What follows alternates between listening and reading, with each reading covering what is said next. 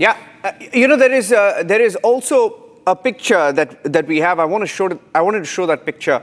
That's the picture. When you spoke about optics, Abhishek, you have Prime Minister Modi, Vladimir Putin, and Xi Jinping. And then you have this picture. Can we take that picture full frame, please, where you can see all of them, obviously irritated with what is going on and the kind of treatment that they've got. Can you go full frame to that picture for a minute? Look at that. That's it. Those are the folks who are not going to be at the SCO, of course, because they don't belong to that blocking. But this is the optics. This is what happened last week. Look at their pictures. Look at the picture and the faces, the response of these world leaders, and contrast that to what you are going to see in China, in Tianjin, at the SCO. Prime Minister Modi, Putin, Xi Jinping together. Michael Kugelman is joining us live. He is a fellow Asia Pacific Foundation, joining us live from Washington, D.C. And he's been speaking about this issue. He has very strong views on this. Michael, going back to Michael, getting him on the show live. Michael, it's getting worse. At least the name calling is getting worse. But how are you looking at it? Well, yeah, I mean, unfortunately, this is what it's become, name calling. It's not just criticism and press tactics. It's gotten much more raw than that. And it really is unfortunate. It's unclear how much lower things can go, in the sense that the relationship is now at, I think, its worst point over the last 20 years of strategic partnership. This question of why is this happening, I think that there are various reasons. One of them is that the president is not, he really expected India to give in to all of his demands in the trade talks, and many countries did that. Many countries that wanted deals with him gave in. Now, India did make a lot of concessions early on in the talks, but then it drew the line toward the end, which one could understand from an Indian perspective. So I think this is a case of Trump not having gotten what he wants and acting out, so to speak. And that helps explain why India is getting singled out for this special treatment when it comes to the issue of its arms imports from Russia. Its oil imports from Russia. China imports more than India does these days.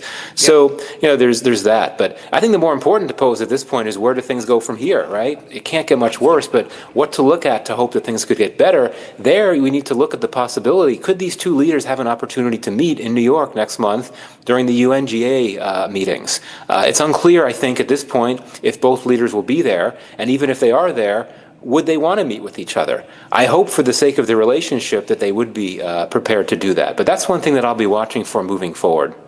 Michael. Okay, Abhishek has a follow-up for you, Michael. But before you ask your follow-up question, I really wanted to bring this in at this point, because I wanted to mention this to Greg, but since Michael is there, you can take it forward. You can take it to Greg, then I can go to Michael. You can take it to Michael, because I really wanted to bring it at this point. European Union has spent more on Russian oil and gas than what they've actually done to help Ukraine in the war. And we have those figures. Right. They've bought $22 billion euros of fossil fuels from Russia in 2024. Bring it on, Greg. But they've only given 19 million euros. And they want to lecture us. I'm agreeing with that. It's something that. So really would you typically, Greg, then call these people hypocrites for questioning India? The president challenged the Europeans on that. That's one of the reasons they committed to buying $750 billion. But he's supporting Viktor Orban. But he's supporting Viktor Orban on the issue of that Druzhba pipeline that was sabotaged by the Ukrainians recently, Greg. Yeah, I mean, this is the same reason that President Trump put. You're tying yourself into knots, Greg. Do you realize you're really tying yourself into knots? No, not at all. Maybe because Trump is doing that, so everyone supporting Trump has to invariably do that. But my question is, Michael, you also are a Pakistan hand, and you mentioned about the possibility of President Trump and Prime Minister Modi meeting at the UNGA. I doubt it, but still, how much do you think, Michael, this thrust that has come between India and the United States has to do with President Trump's ceasefire claims and his absolute desire to get the Nobel Peace Prize for that? Well, yeah, I think that's a part of the problem. I think you look at all the different places, the explanations for why things went downhill. I mean, the fact that the president has repeatedly been making that statement about his role, in a context where it's very sensitive for India when it comes to the issue of third-party mediation.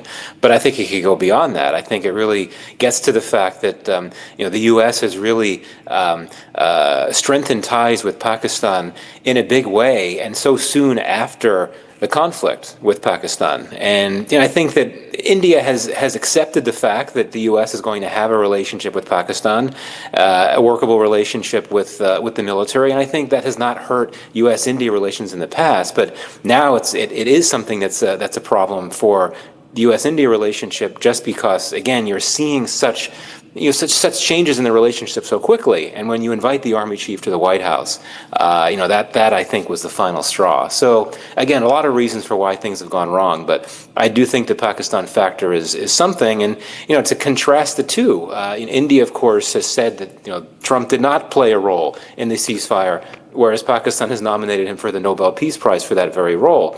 This is a president who does enjoy being flattered.